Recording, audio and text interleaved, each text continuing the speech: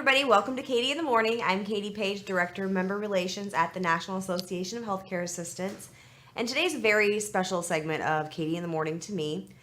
This lady sitting right here next to me trained me 16 years ago as a CNA. I might be a little biased because she's also my mother. This is Mary Jane Moffitt. She's an individual member from Iowa. Hello. And we were talking just the other day, and Mom, you've actually been a CNA longer than the title of CNA, haven't you?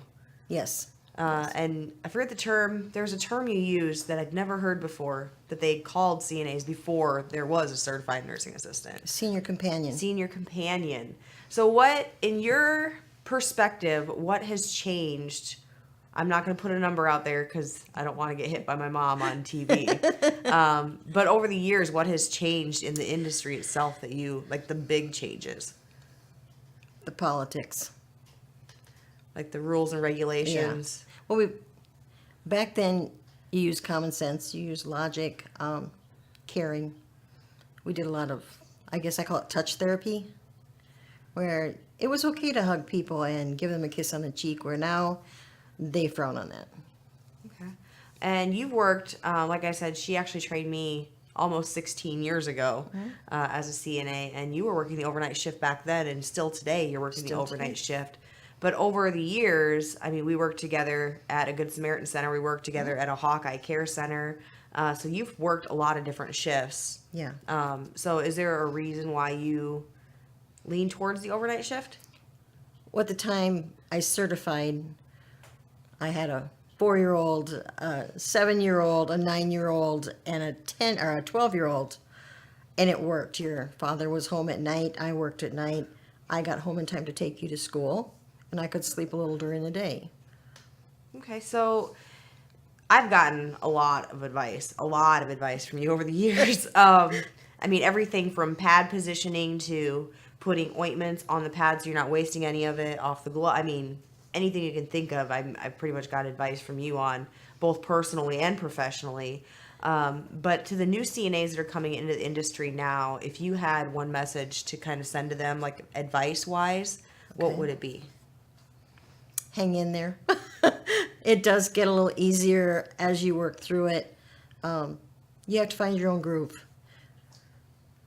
You have to find, each facility does things a little different. You find your own groove where you're comfortable, you're getting the cares done, and you end up with a really good relationship with your patients or residents. That's pretty sound advice, pretty sturdy advice. We're going to take a short break, and when we come back, we're going to talk to my mom just a little bit more.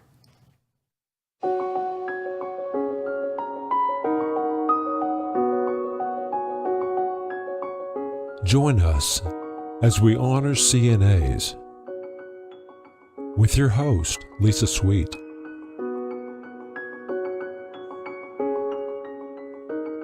CNA Heroes, Friday at 7 p.m. Central, only on CNA TV. Tune in to our live stream of the Knock Break Room with Katie Page every Monday at 4 p.m. Central on CNA TV. Welcome back to Katie in the Morning. Today we're here with Mary Jane Moffitt, who is my mom from Iowa, and we're just kind of talking a little bit about like kind of our history as CNAs in the industry, the way it's kind of changing, messages that we should send out to other CNAs who are just starting in the industry. But we're both veteran CNAs. I consider 10 years plus a veteran CNA. So in our classification, to those CNAs that are kind of getting burnt out, the ones that go into like the negative atmosphere every single day, get literally drummed down by their bosses. We've both been in that situation several times over our careers. Is there one piece of advice that you could send out to them, people in that kind of mindset? You just got to step back and revamp. You're going into somebody's home and taking care of them. I try to go in with a smile. I laugh and sing to my residents all night, and I leave with a smile. And you got to realize sometimes you might be the last thing they see. And you want to leave a positive family atmosphere with them when they you leave. And they're glad to see you. I have residents now who, if I'm gone 1 or 2 days, I've missed you where you've been. And you get a hug automatically. And yes, it might technically be against the rules, but they're family. And with like we said, you are an individual member at NACA. You've been kind of involved inadvertently through NACA since probably 8 or 9 years, since Hawkeye Care Center in Iowa first kind of implemented the strategies and the mission of NACA there. Have you seen like a change in your attitude or even my attitude as far as not like getting involved with NACA and like continuing education and that sort of thing? Probably not so much me. I am a veteran. There's been a big change. You see things a lot more positive now. You were always a little outspoken, but now you have a cause, and you are there. You are very much an advocate for not only residents but the CNAs. I couldn't be more proud. No, it's gonna make me cry. We're only on our second day back from vacation because technically this is Wednesday right now.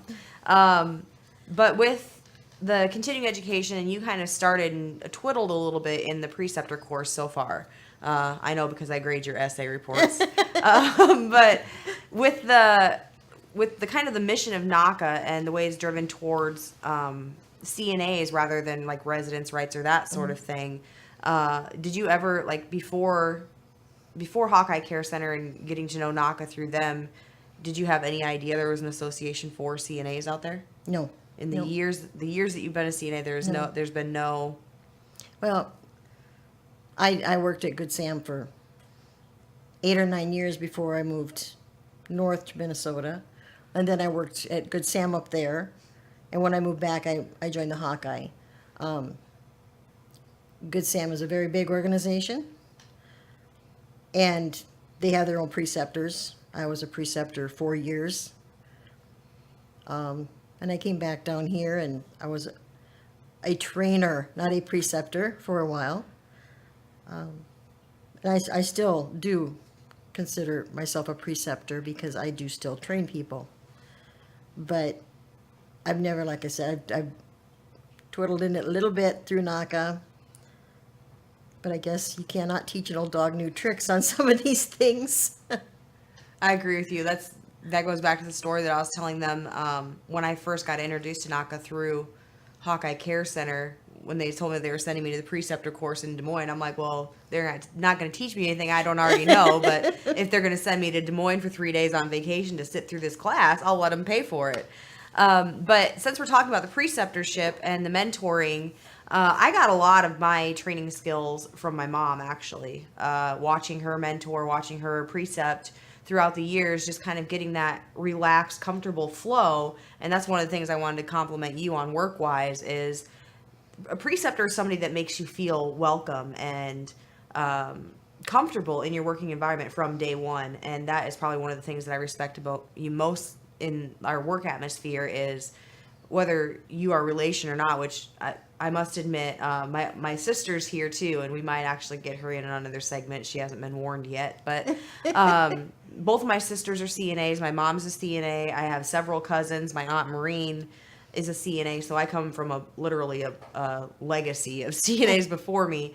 But watching my mom's precepting style compared to other people that I've seen train, I looked a lot to her for knowledge and wisdom because she makes you feel so welcome and so comfortable in the working environment. And it's not like this thing where you have to learn. It's you learn on your own basis. And she really takes the time to sit down and talk to people and get to know them and what their work style is, and then teaches them in a way that they can learn rather than trying to teach them in the fastest way. So that's one of the things I really did want to compliment you on today. I thank you guys all for joining me. We're going to let you go for now, but we'll see you right back here tomorrow at 10 a.m. for another segment of Katie in the Morning.